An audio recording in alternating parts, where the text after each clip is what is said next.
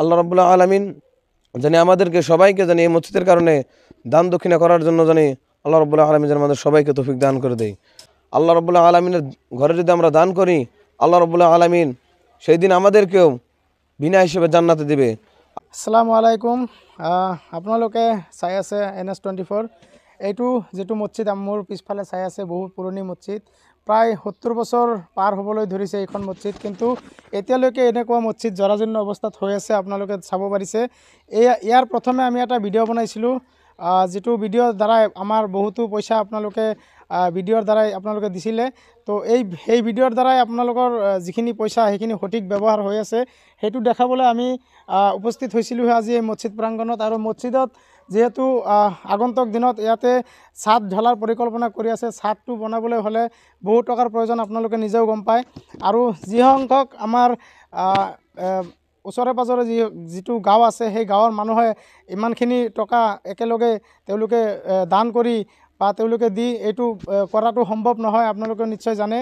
তো যিখিনি আমি অঞ্চলত যিটো অঞ্চলত এতিয়া আছোঁ সেইটো কৃষি প্ৰধান অঞ্চল হয়, প্ৰত্যেকেই আপোনালোকে গম পায়।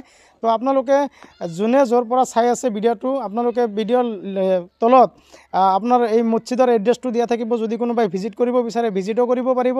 ইয়াতে স্কেনাৰৰ জৰিয়তে আপোনালোকে পইচাটো দিব পাৰিব। যদি আপুনি ভাবে যে মই এটা সৰহসংখ্যক পইচা বা ইটা বালি চিমেণ্ট এইবিলাকেৰে আমি এইটো মছজিদৰ কাৰণে অংশীদাৰ হ'ম, ভাগী হ'ম এইটো মছজিদৰ কামত, তো আপোনালোকে দিব পাৰে। আৰু কণ্টেক্ট নম্বৰ দিয়া থাকিব, সেই কণ্টেক্ট নম্বৰত ফোন কৰিলেও আপোনালোকে তথ্যখিনি পাই যাব। আৰু আপোনালোকে পে'মেণ্টটো কৰি সেইটো নম্বৰত পে'মেণ্টটো কৰিব পাৰে আৰু সেইটো স্কেনাৰতো পে'মেণ্ট কৰিব পাৰে। আৰু যদি আপোনালোকে ভাবিছে যে মই অংশীদাৰ হ'ম আৰু মই এইটো মছজিদ ভিজিট কৰিম চাম, যদি তেনেকুৱা ভাবিছে তেনেহ'লে তলত আমাৰ এড্ৰেছ দিয়া থাকিব, সেই এড্ৰেছত মানুহ আহিব পাৰিব, আপোনালোকে আহি চাই যাব পাৰিব। তো 70 বছৰৰ পুৰণা মছজিদ এইটো এনেকুৱা জৰাজীৰ্ণ অৱস্থাত পৰি আছে, আমি চাইও ভাল নালাগে। কাৰণ এইখন গাঁৱৰ ৰাইজে অশেষ কষ্ট কৰি এই মছজিদটো এতিয়ালৈকে জীৱিত অৱস্থাত ৰাখিছে বা এইটো মছজিদ এতিয়ালৈকে জীৱিত অৱস্থাত আছে। তো আপোনালোকৰ সহায় সহযোগিতা নহ'লে এইটো মছজিদ পূৰ্ণাংগ ৰূপ দিব নোৱাৰিম।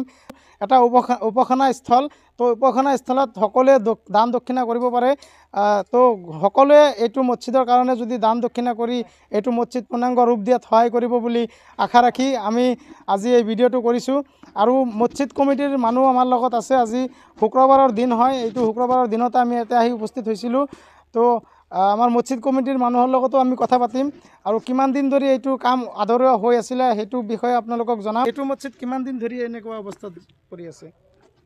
আসসালামু আলাইকুম, নমস্কাৰ।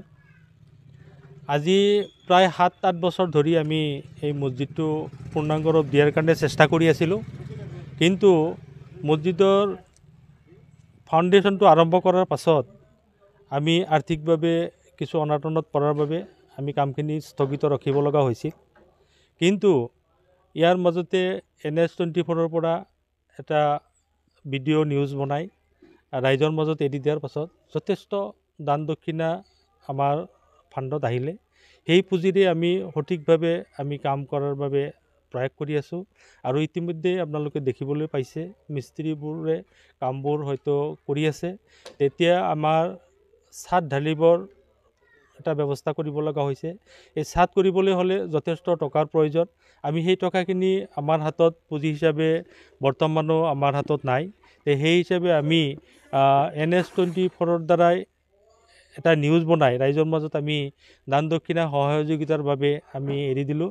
আপোনালোকে বিবেচনা কৰি আল্লাহৰ ঘৰ হিচাপে আপোনালোকে সকলোৱে অংশীদাৰ হ'ব বুলি আমি আশা ৰাখি আমি মছজিদটো যেন পূৰ্ণাংগ ৰূপ দিব পাৰোঁ তাৰ কামনা কৰি আপোনালোকৰ মাজত আমি এই ভিডিঅ'টো এৰি দিলোঁ। আপোনালোকৰ ওচৰত আমি আশাবাদী যে আমি মছজিদটো পূৰ্ণাংগ ৰূপ দিব পাৰোঁ। বিশেষকৈ আপোনালোকে শুনিলে এইটো মছজিদ বহুত দিনৰ পৰা আজি 7-8 বছৰ ধৰি এনেকুৱা জৰাজীৰ্ণ অৱস্থাত আছে। আৰু ষ্টাৰ্ট কৰিছিল যদিও বছৰৰ অভাৱত এইটো সম্পূৰ্ণ ৰূপ দিব পৰা নাছিলে।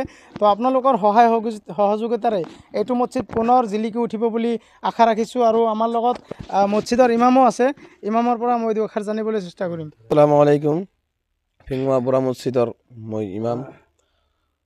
এই মছজিদ তামান পুরানা মসজিদ, মসজিদের সেক্রেটারি প্রেসিডেন্ট এই গাঁয়ের মানুষ খুব দুখিয়া মানুষ। দুখিয়া মানে তার বহুত 70 বছর পড়াই হয়েছে মসজিদে। তার বাদে মসজিদে করবার বহুত চেষ্টা করতেছে, তার বাদেও তারা পারতেছে না।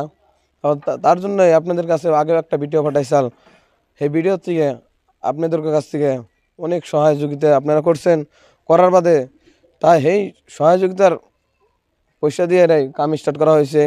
আপনারা এটা দোয়া করবেন, আল্লাহর কাছে দোয়া করবেন, আল্লাহ জানি আপনাদের সহায় দিয়ে জানি এই মসজিদটা জানি আল্লাহ পরিপূর্ণ করবার জন্য তৌফিক দেয়। আল্লাহ রাব্বুল আলামিন জানি আমাদেরকে সবাইকে জানি এই মসজিদের কারণে দান দক্ষিণা করার জন্য জানি আল্লাহ রাব্বুল আলামিন যেন আমাদের সবাইকে তৌফিক দান করে দেয়।